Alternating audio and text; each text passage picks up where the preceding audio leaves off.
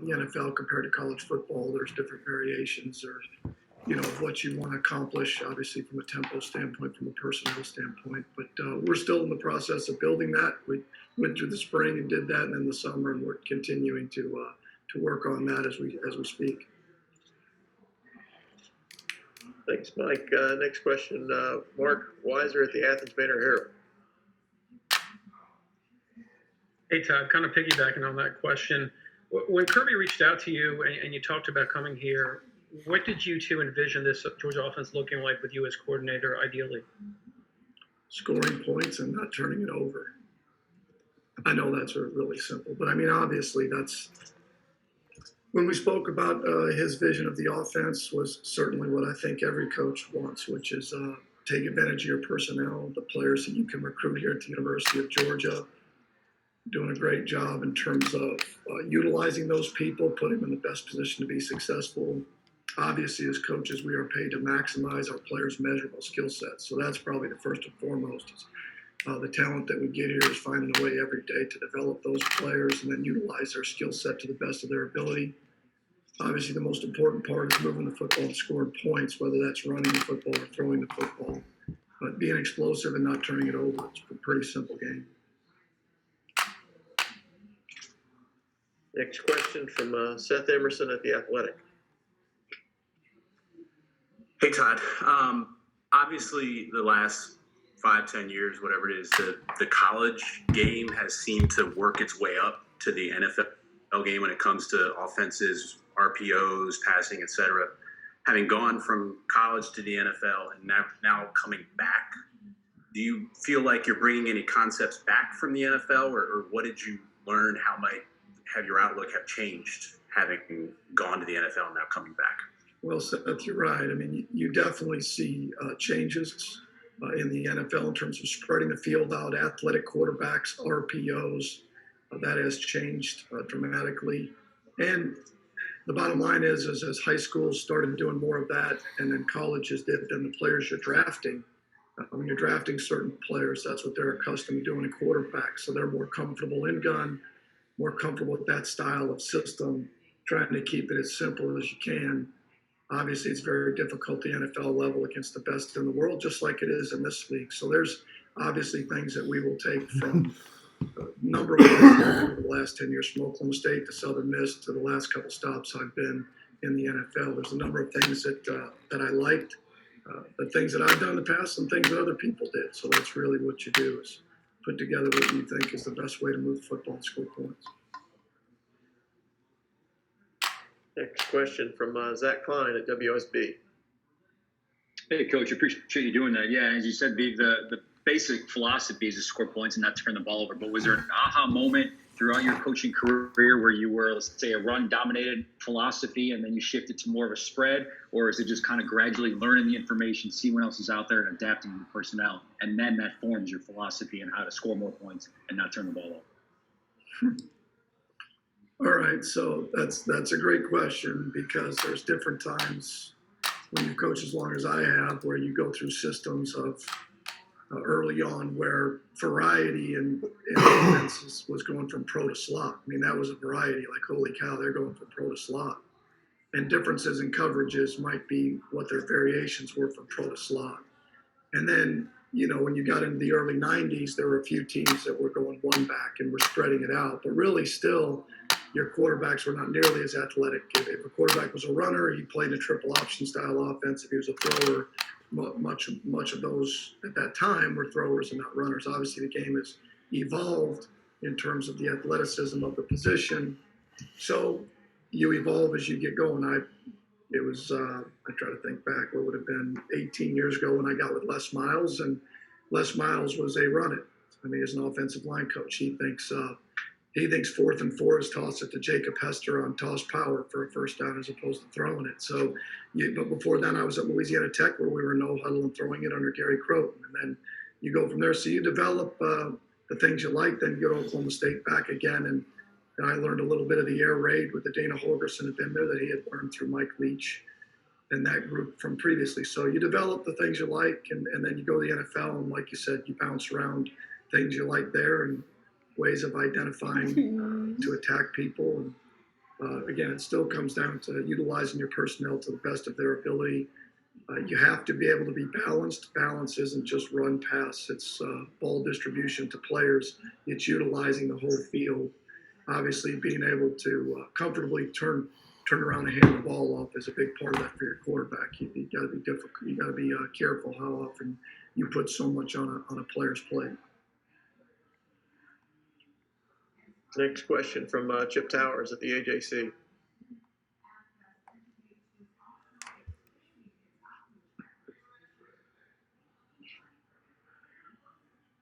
Might have mute on. Might be on mute. Chip, you there? I've been through these Zoom meetings before. We have to tell somebody. I'm sorry, Coach. It's That's unbelievable that I'm still doing that at this point. Anyway, I just wondering, before you left Cleveland, did you get a consultation with Nick Chubb before you took this job? And that's kind of a joke, but I do wonder about your relationship with Chubb and maybe what he might have told you about Jordan. Well, not particularly, because we've been fired and I wasn't allowed back in the building, so it was hard to get that talk. But first off, and Nick's not the most talkative young man in the world, but first off, Nick is a tremendous football player. That's obvious, but he's an even better person. One of the hardest workers that we had last year. Obviously, is one of those guys that you just spot the ball and he wants to go play. So a joy to be around. I mean, obviously had a tremendous year last year. Unfortunately, we weren't able to get him the rushing title at the end of the year with Derrick Henry. Ended up, ending up with the title. But again, a tremendous player, tremendous person. Obviously, was an important part of us offensively last year. Next question from Anthony Dasher. Anthony, fire away. Hey, Todd. I just wonder if you could just assess the talent level you feel you have in the quarterback room, and ultimately what this competition for starter will come down to. Well, I really like our guys. We've got a good number of players at that position, starting from a couple of transfers, as we all know about, and then some young players that are on the roster. So it's been fun to be in the room because they all very, I don't want to say they're different in terms of their personalities, but they all want to be really, really good players, and they really want to work at it. There's never an issue in terms of them understanding what you're trying to get accomplished offensively. So, obviously the difficulty of not having spring ball and going through some of those practices, there's only so many things you can do in meetings without actually getting out there and things they can do on their own. So right now it's an open competition. We're looking at all of the players because they all have talent. And so we're excited about getting to scrimmage this Saturday and seeing where we're at. Dean Legge, have a question? Fire away. Todd, a little bit more simply put, how do y'all score more points this year than they did last year?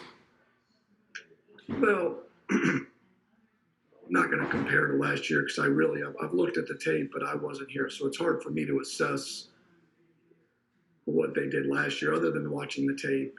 And so from that end of it, obviously, the important thing is consistency in my mind. It's not about last year. I'm not comparing anything to last year. That's not what I'm talking about. But how can you consistently score against the opponents that you play each week? Because an average is only worth its salt if you consistently do it. You can't carry over points. So in 1 week, if you score 60, and the next week you score 10, you're averaging 35 points a game, but you're not very good offensively. You're very inconsistent. So how do you consistently score each week to put yourself in the best chance to be successful? And we hit on it earlier. I mean, obviously, you've got to find a way to be explosive consistently. And then you've got to be able to score touchdowns in the red zone. It's really pretty simple that way, is to be explosive offensively. And then once you get down there, find a way to score touchdowns. So taking advantage of those opportunities and how you go about that, every team's a little bit different in that regard. So that's probably the most important thing. And I'm not comparing this year's offense to last year's. I'm not doing that. I'm just saying that in the history of us scoring points, it's been having explosive plays and scoring touchdowns in the red zone. Go to Jake Rowe with a question, Jake. Hey, Coach, just wanted to ask you, when it comes to your receiving group, you've got a lot of expertise when it comes to wide receivers. You guys have some young ones. You guys got some veterans. What's been your overall impression of what you're dealing with there from a pass catcher standpoint? Again, a group of talented guys that have really been a joy to work with. I mean, they're excited about the opportunities they have in front of them, with a couple guys leaving last year, but we're still relatively young with certain guys that we're counting on, with George and some of the incoming freshmen and some of the older guys that still have, have work to do as developmental players that need the reps. Guys like, Matt Landers, D-Rob. I know he's one of our older players, but again, from a developmental standpoint, Tommy Bush and some of our older guys that I think will push for playing time. Kyrus Jackson has been a relative surprise in terms of his consistency and the way he's played and developed. So, and again, that's what we're paid to do, is we're paid to recruit really talented players and then develop them and maximize their measurable skill set. That's what coaching is, and utilizing what they do bring to the table. Next question, we'll go to the Macon Telegraph and Brandon Sudge. Hey, Coach, kind of following up on that, but kind of in a bigger picture than only the wide receivers. Like, it's the whole offensive unit here, from offensive line, tight end, running back. It's all new, and then here you are here new in your first year. How have you been able to kind of build that rapport, I guess, with these players, realize kind of what their strengths and weaknesses are, and kind of evolve that into your own offensive philosophy there? Like, has that been hard at all? Sure it has. It's been hard because of just the situation we've been dealt, in terms of spring ball, in terms of all of our players that I deal with, not just us, in terms of the virus, school, the things they have to deal with on a personal level. It affects everybody a little bit different. So that's been difficult. When you lose a number of players to the NFL draft off last year's team, you've got a number of players that we have talented players, but they just haven't played properly as much football as you'd like. But that doesn't matter. No one cares. This is a get it done business. And the good news is we have talent, and we were better yesterday than we were Saturday. That's what you do. Is everybody asks, like, well, what do you know about the future and about the games and the virus? I really don't know. I know about today. Today's Tuesday, and we have meetings today, and then we'll practice tomorrow. We'll work hard to get our guys better and figure out what they can do. And that's probably the biggest thing. What can they do? How can they take the field and show what they're capable of doing? And one thing about going against our defense, our players and our coaches, is it's great in one respect because you go against some really, really good players and outstanding schemes, and it really challenges you as a young player and a coach. The negative is it's very difficult to develop confidence. We're constantly trying to develop that part of it that allows your players to be successful on a daily basis and figure out what you can do, knowing that you're going against really good players on their side, really good coaches. But the fact is, for where we want to be, Gabby said you might be interested in freelancing freelancing very similar to for me. ours. Next, we'll go to the red and black. I think it's Griffin Callahan on the call. Griffin, is that correct? Yes, thanks, Coach. I just wanted to see if you can talk a little bit about the running backs. I know, Zamir looks like he's going to be a big player there in the backfield.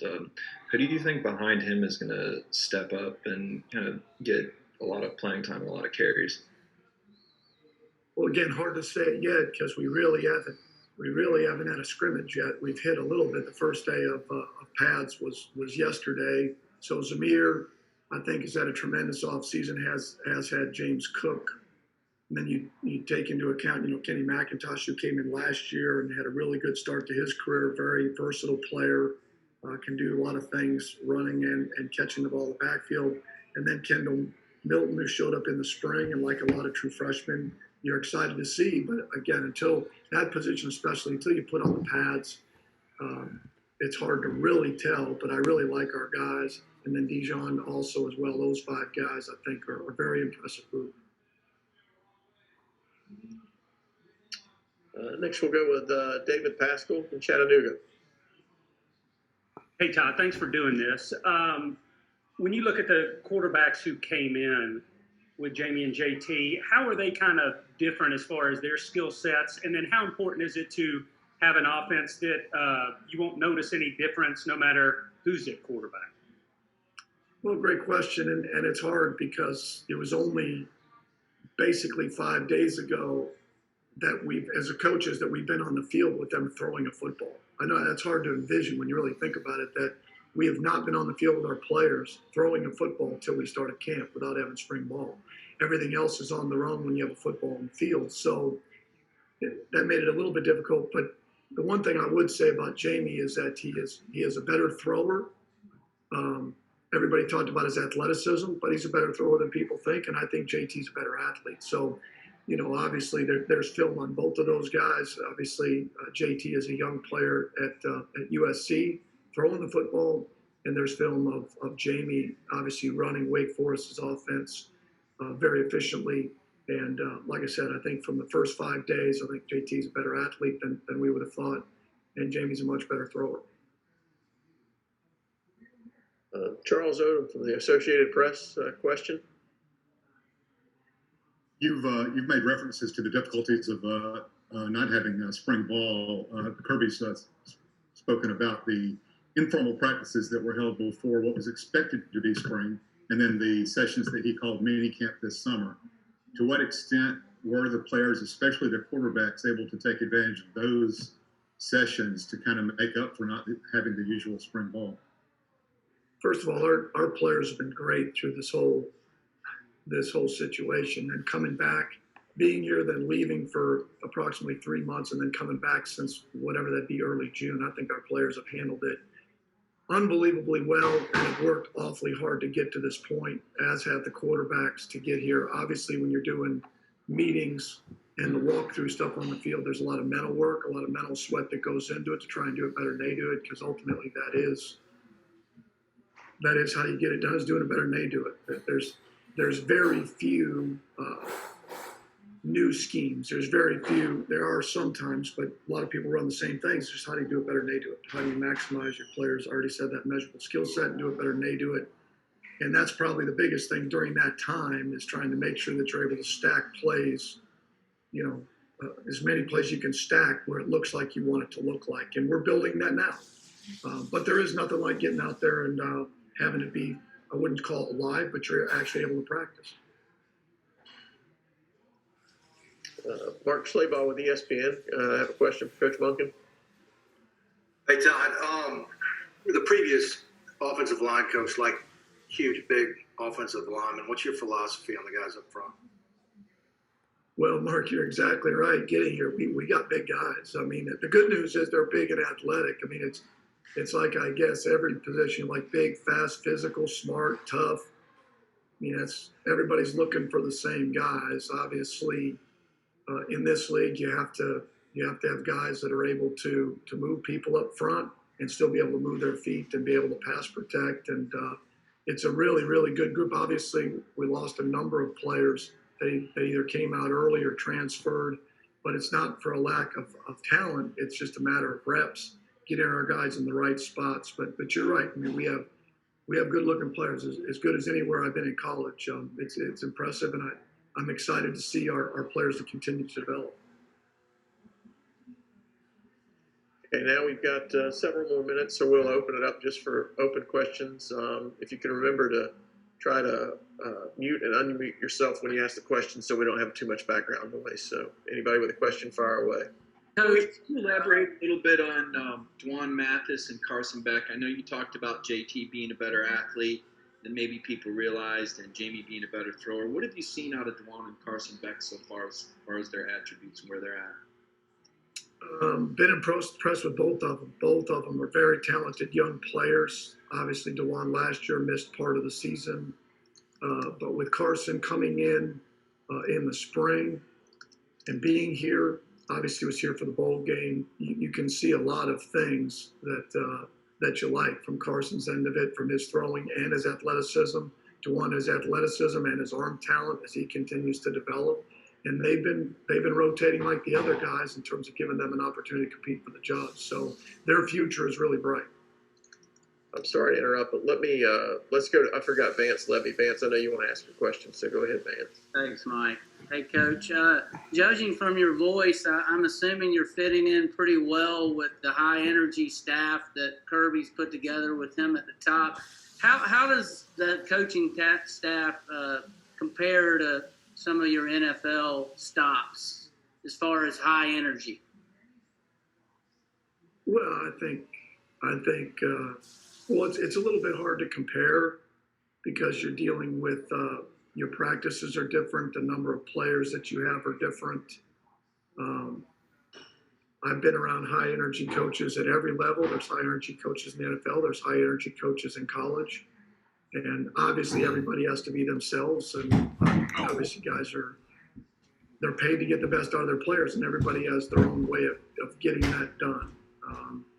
I have to remind myself at times that, the bottom line is to try and get the best out of your players, and that isn't always to scream and yell. And so I have to remind myself of that the bottom line is to teach and to develop and to build confidence as opposed to tearing that down. And a lot of times my frustration and getting on the players is because I didn't do a good enough job of getting them to do it the way I'd like to do it. I did a poor job of that. So the bottom line is I'm excited. I do like our staff's energy. We have a lot of it. Obviously, it comes from our head coach, Coach Smart, very energetic, very detailed. And so it's been fun. It's been fun the first 5 days. You mentioned that this is a talented group of players you have. Do you see the potential with the pieces you have to become a more explosive offense in terms of big plays? And what is the key as a play caller to doing that? Well, I hope so. It's a lot more fun that way when you're explosive. Funny how it works. Obviously, how do you get explosive plays? Well, first off, your ability to run the football, put the defense in run pass conflicts is the number one way to gain explosives, either hitting open space in the intermediate levels or over the top. And then the next part is how do you get skilled players in space, really good skilled players in space that can make people miss. And so that's at every level. That's what we're trying to accomplish, and I think we have those guys to do it. And again, the proof will be in the pudding once we get to playing games, but I do like what I see. Hey, Todd, this is Connor Riley with Dog Nation. When you're evaluating quarterbacks, what are some of the more important qualities or characteristics that you're looking for? Well, first of all, accuracy is number one, because if you're going to throw the football, you have to be accurate with football. That would be number one. How are they accurate in terms of throwing the football? Mental toughness, I think that's up there. That's got to be a big part of it, how they handle, because quarterbacks are as closely aligned with winning and losing as coaches. They're the closest you're going to get in terms of your players being aligned with winning and losing. So those guys have to be handle the ups and downs of the position. So the mental toughness part of it, the ability to sustain through the ups and downs of playing the position and the media scrutiny. The next part is athleticism, the ability to move and extend plays. The game has become that so much more in terms of your athleticism. So when you're talking about accuracy, mental toughness, and the athletic ability to escape and make plays are probably the top three. I'm probably missing some that are off the top of my head. Those are pretty important characteristics. Hard to be a statue anymore and be consistently explosive and be able to move the football. Coach, since everybody's definition is different, what is your definition of an explosive play, and what's your goal per game in that category? Well, it's interesting. To me, it's a 12-yard run or a 16-yard throw, and you're always trying to be in the top 10 in the country in everything that you do. That's obviously going to change this year. I think from a number standpoint, I think it's going to be basically in terms of where you finished in the league with explosives, points, all of your statistics because of the games you're playing. I mean, this is very similar to an NFL schedule. I've been through that before. You have 16 tough games, 16 quality opponents. So statistically, to me, it's going to be in terms of where we rank amongst the teams and not really in terms of numbers, because the numbers are going to be a little bit different this year. But the bottom line is you want to be explosive 1 out of every 8 plays, and that's approximately, you're looking at about 10 a game, and that's going to put you somewhere in the neighborhood in the top, top third, top quarter in the country. And then if you're getting 12 to 14 a game, then you're really, you're hitting all cylinders. You're going to be in the top 10. We have time for about 2 more questions, folks. 2 more questions. Coaches Chip Towers with the AJC. Just that 2011, it's still amazing to go back and look at the Oklahoma State stats from 2011. Was that as much fun as you've had running an offense? And I guess you note there everybody thinks of air raid, but I guess Joseph Randall had over 1,200 yards that year. But does any of that stuff still apply nowadays to the game the way it's being played now? Sure it does. And we had really good players. I mean, I was very fortunate to fall into a great situation of an established offense, high number of returning players that early on when I learned that system carried me. And it was a lot of fun because we had a lot of really good players. And up front, quarterback, receivers, running backs, and that's usually the sign of a really good offense is you have good players. It's a sign of either side of the ball, you have good players and good coaches. So I thought we took advantage of that. We had really good coaches that have gone on to do great things at other places or still there. So I was very fortunate to be around a great staff and some really good players. Unfortunately, when you talk about that year, some really good things, but obviously a very disappointing loss at Iowa State that is very hard to really go beyond even 10 years later. Hey, Coach, Jed May with the Macon Telegraph. I wanted to ask you, a lot of the talk is about, Daniels and Newman, at the top of the quarterback room. What do you see and what do you look for from the walk-ons in a room like that in this type of camp? And what have you seen from those guys, particularly a guy like Jackson Muschamp? Well, first off, it's with all of our walk-ons, including the quarterbacks, there's a number of things that we do from a practice standpoint, from a teaching standpoint, that we need those guys to give us looks. And they're invaluable to what we do. And I tell our scholarship guys all the time, think about what these guys sacrifice to be here. They go through everything you go through. They lift, they run, to just be a part of it. And they don't get paid a dime, to just be a part of the Bulldog family. I mean, it's unbelievable. These guys just want to be a part of it and be able to run out of that tunnel and represent the University of Georgia. So I played Division III football, didn't get paid to play. Awesome experience, and for these guys to be a part of it, it's exciting for them that's something they've decided they want to be a part of it. For the quarterbacks, they'll do some of the signaling they have in practice. They've been a part of the signaling. They're a part in the meetings in terms of, obviously everybody's involved in terms of when we ask questions, and they have a chance to be involved. Obviously having Jackson here. Being a coach's son, it'll be interesting down the road. It's a little bit early now with Jackson just getting here, some of the other guys to compare where else they've seen or where they've been. But those guys do a number of things for us quarterback-wise when we need them in other areas for drill work. Coach, appreciate your time today, and thanks everybody for joining. Thank you. Thanks. Thank you.